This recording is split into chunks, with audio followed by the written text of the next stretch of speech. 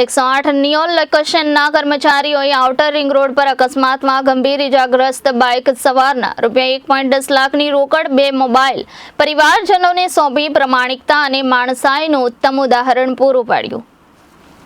આકસ્મિક દુર્ઘટના અકસ્માતોમાં દર્દીઓ, ઇજાગ્રસ્ત લોકોની દિવસ રાત નિસ્વાર્થ ભાવે આરોગ્ય સેવા કરતા સુરત 108 ઇમરજન્સી સેવાના કર્મચારીઓએ પ્રમાણિકતાની મિસાલ કાયમ કરી છે.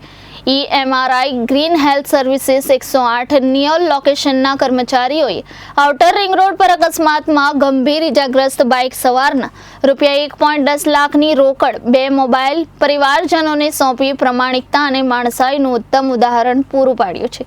વાત એમ છે કે ગત 31મી તારીખે રાત્રે 8:10 વાગે 108 ઇમરજન્સી સેવા નિયોલ લોકેશનને એક્સિડન્ટનો કોલ મળતા 108 એમ્બ્યુલન્સ 8:14 વાગે ઘટના સ્થળે પહોંચી હતી. જે 108 કર્મીઓએ જણાવ્યું હતું કે આઉટર રિંગ રોડની નજીક એન્થમ સર્કલ ઉપર એક 2 વ્હીલર બાઇક લપસી ગયું હતું અને 38 વર્ષીય બાઇક ચાલક લલિતભાઈ ડોંગાને માથાના ભાગે તેમજ બંને હાથના ભાગે ઈજા પહોંચી હતી. 108 કર્મીઓએ ઈજાગ્રસ્ત 108 વાનમાં તાત્કાલિક નજીકની ડાયમંડ હોસ્પિટલ ખાતે ખસેડ્યા હતા. ગંભીર ઈજાગ્રસ્ત લલિતભાઈની પાસે 1.10 લાખની રોકડ, 2 મોબાઈલ ફોન, બાઇકની ચાવી અને એક બેગ હતી, જે તમામ સુરક્ષિત રાખીને હોસ્પિટલ પહોંચેલા દર્દીના પરિવારજનોને 108ના EMT વિપુલભાઈ જાની તેમજ પાયલટ અનિલભાઈ બામણિયાએ તેમને સુપરત કર્યા હતા.